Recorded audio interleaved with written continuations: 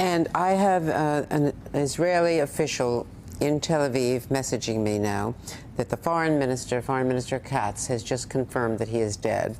I'm looking throughout the rest of my phone, but so far they're expecting a confirmation from the Prime Minister, but that may not come immediately. But we are told now, I am told, from an Israeli official that the Foreign Minister has said this.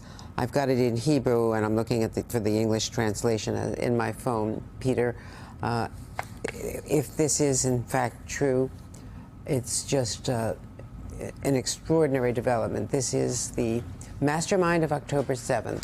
He is a Hamas leader who, according to Israeli and U.S. officials, has been the single biggest obstacle to a ceasefire.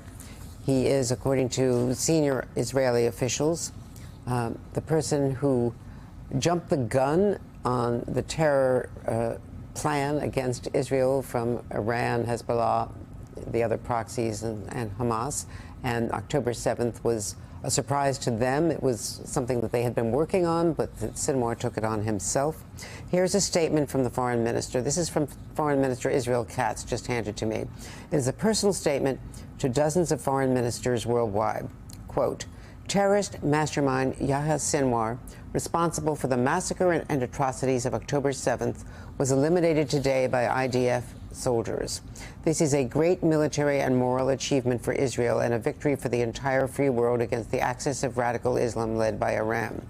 The elimination of Sinwar creates an opportunity for the immediate release of the hostages and a potential change that would lead to a new reality in Gaza without Hamas and without Iranian control. Foreign Minister Katz added, Israel now needs your support and assistance more than ever to advance these crucial goals together. I should point out that the Israeli cabinet is a divided cabinet, politically divided, and there are right-wing members who are even more conservative, some would say radically conservative, one of whom was on a U.S. terror list in the past.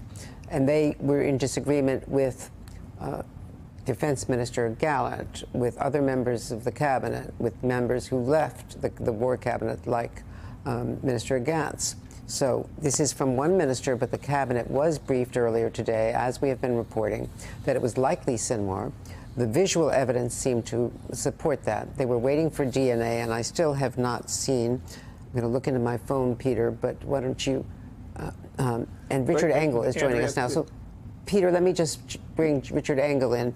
Richard, that confirmation, and you had reported that officials were telling us for several hours that they believed it was Sinwar, based on visual evidence, based on what the troops still there were telling them. But they didn't have the DNA, and I'm not sure that they do yet. But this is the Foreign Minister Israel Katz, saying so. So the Foreign Minister has just said that. I also have a senior U.S. military official saying to me, quote, it's definitely him.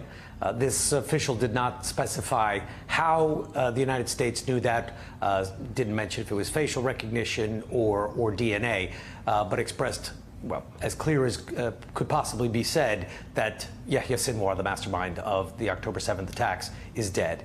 And the way he was killed, I think, is also very interesting. For months, U.S. and Israeli officials believed that Sinwar had been hiding in caves, hiding in tunnels underneath the cities and villages of the Gaza Strip, that he had at times gone off the grid. The only communications with him were through a handful of aides who had direct contact. He didn't use cell phones, similar to other leaders like the Hezbollah leader, but Israel found other ways to get to Hezbollah using more antiquated technology that they preferred, thinking it was more secure, like walkie-talkies and pagers. In this case, it seems that Yahya Sinwar was moving around, was in a building above ground, that he was with at least two other fighters. The images that I've seen, that you've seen, Andrea, that I believe we're not showing yet, they're very graphic, show someone who looks very much like Sinwar, dressed in a military-style uniform, a gun near him, shot may have been other damage in a building that is completely destroyed. His body identifiable, but showing lots of many different casualties. So if that is him, and this is in fact confirmed, and the foreign minister says it is, this military official that I'm speaking to says that it is an enormous blow to Hamas. He is the leader of the organization. He'd been someone that has been on the run for months, and he had been, as you said, seen as an obstacle to reaching a ceasefire agreement, that he didn't want to do it. He thought expanding the war, now that the war is expanding to Lebanon, the war has already expanded to the Houthis in Yemen, would help Hamas, would help him personally, because it would take some of the pressure off of Gaza, because the Israeli military had to fight on so many different fronts, both in the front to the north in Lebanon and the Gaza front to the south. That clearly didn't slow Israel down. Israeli forces are still fighting in southern Lebanon, still carrying out airstrikes in Beirut and other places, and on the offensive right now all across the Gaza Strip. So it seems that he was moving, that he was cornered, and that they finally closed in and killed him. Of course, the initial fear was, what will be the response from his fellow terrorists, and will they take this out against the hostages? Some of them are clearly guarding the hostages. He was not.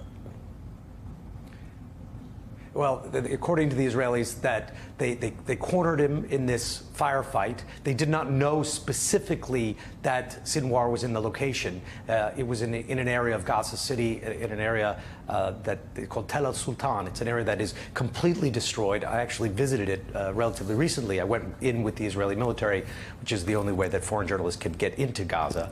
And in this area, it was the same location, and by the way, completely devastated, not a single building standing. The only sign of life that I saw were a few stray animals, and of course the Israeli soldiers who were with us. And the reason that the IDF took this group of reporters to this location in Tel al-Sultan was to show they had a tremendous amount of fighting there, to show the extent of the damage, and specifically to show the location where Hamas had held and then executed 6 hostages not long ago. And in this area, it was believed, according to U.S. intelligence and Israeli intelligence, that Sinwar had been seen in the past, or signs of his presence had been found in the past. So if, in fact, he wasn't killed in this area in some sort of military uniform, flanked by at least 2 other gunmen, himself carrying a gun, it would show a leader who was isolated geographically, left with a small group of people, these 2 or perhaps a few others, and on the run, not hiding out in a tunnel, as it had been the intelligence assessment of many in the past. And we should point out, he's a former prisoner, you know this so well, who had been released in a prisoner trade, but as a prisoner, he became very well versed in Israeli military tactics, intelligence tactics. He'd been interrogated, of course, and also had been able to communicate through messengers, because he would never use a cell phone. He knew well enough how he could be either tracked or blown up and executed through electronic devices. And he knew the value of hostages. He knew the value of hostages as well, Andrea. He was in jail, as you mentioned, for many years in different Israeli detention facilities and prisons, and was very sick while he was in jail, was treated by Israelis who basically saved his life. But the only reason he was freed was with the kidnapping and then the prisoner exchange for an Israeli soldier, Gilad Shalit.